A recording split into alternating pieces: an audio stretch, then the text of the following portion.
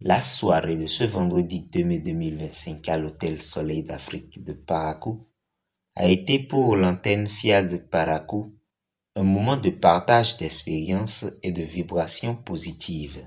J'attire à son appel nos aïeux.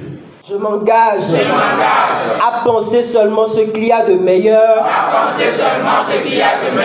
To only work for the best. And to expect the best. Des hommages vibrants rendus au peuple béninois et à l'association Fiad Monde par les voix respectives de l'entrepreneur Marie-Reine Imali et de l'agronome Auguste Avanon ont laissé place au mot de bienvenue du président local de l'antenne Fiad Parakou et MC de la soirée, l'honorable Sévérin Assé Akakou. Soyez les bienvenus. Suivez bien tout ce qui sera dit. Prenez note, parce que parfois à la maison, on a bien besoin de revoir ou de réentendre tout ce qui a été dit ici. Je décrète donc à chacun et à tous la bienvenue dans cette belle salle de réunion de l'hôtel Soleil d'Afrique à nous tous. Merci beaucoup. La juriste Tchegoun Gomina ouvre la page des exhortations avec son thème « Un bon entrepreneur est en contact avec tous les usagers de son projet ». Être en contact direct avec tous les acteurs de son entreprise permet d'être toujours informé, permet de s'assurer de la satisfaction des clients, permet d'éviter les surcoûts dans les achats auprès des fournisseurs, permet d'éviter le détournement de la clientèle et puis de corriger rapidement les problèmes. Le bon entrepreneur qui reste en contact direct avec les autorités arrive à anticiper les décisions nuisibles sur son activité. L'opérateur économique Théodule Bodjirenou, quant à lui, a évoqué la nécessité de la maîtrise de la conduite, de l'anglais, de l'informatique et des réseaux sociaux. Une personne en âge de travailler qui ne possède pas un permis de conduire, ne maîtrise pas la langue anglaise, ne sait pas se servir d'un ordinateur ni des réseaux sociaux, peut être considéré comme un analphabète fonctionnel. Une personne qui ne cherche pas à acquérir ses compétences ne se donne donc pas les moyens de réussir et peut devenir un frein pour l'entreprise. Faisons donc tout notre possible pour obtenir notre permis de conduire.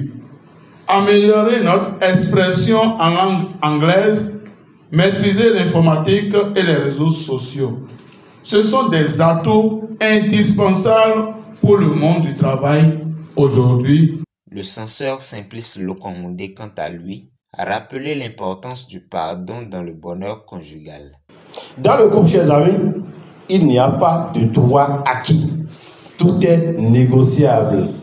Lorsque vous pardonnez d'abord, ou du moins quand vous refusez de pardonner, celui qui éventuellement vous a offensé, lui continue sa vie. Il ne sait même pas ce qu'il vous a fait quelque chose de mal. Alors que toi, tu es là, tu te morfonds, tu te fais du mal pour rien. Et pendant que tu te fais du mal, ton organisme également t'aide en sécrétant ce qui est mauvais, la substance qui est mauvaise en toi pour te détruire encore. Lorsqu'on décide de pardonner, on se sauve soi-même. C'est pour sa propre vie et non pour l'autre. Ils esquissent pour le showtime quelques pas de danse.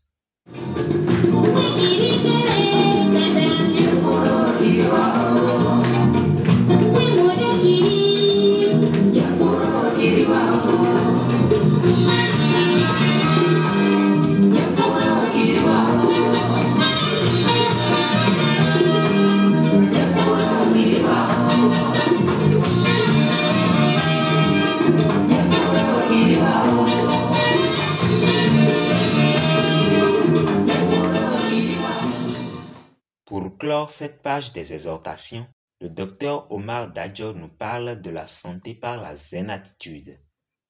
La zen attitude, c'est une philosophie qui nous demande d'interpréter tout ce qui nous arrive de manière à préserver notre paix intérieure, notre joie et notre sérénité. Toute mauvaise humeur peut nous exposer à des maladies et au passage de la vie à la pièce d'à côté. Donc, autant la bonne humeur nous rend invisibles face aux épreuves de la vie, alors, chers privilégiés de Dieu, nous choisissons quoi? Moi, j'ai choisi la bonne humeur en toutes circonstances.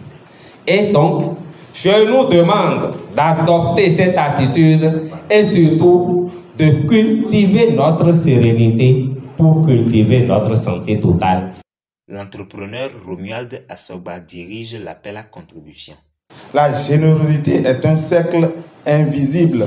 Ce que l'on donne finit toujours un jour ou l'autre par nous revenir. Alors, prenons maintenant les enveloppes et donnons sans calculer.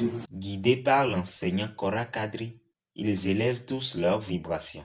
Je renonce à ma nature humaine et à ses conditions charnelles.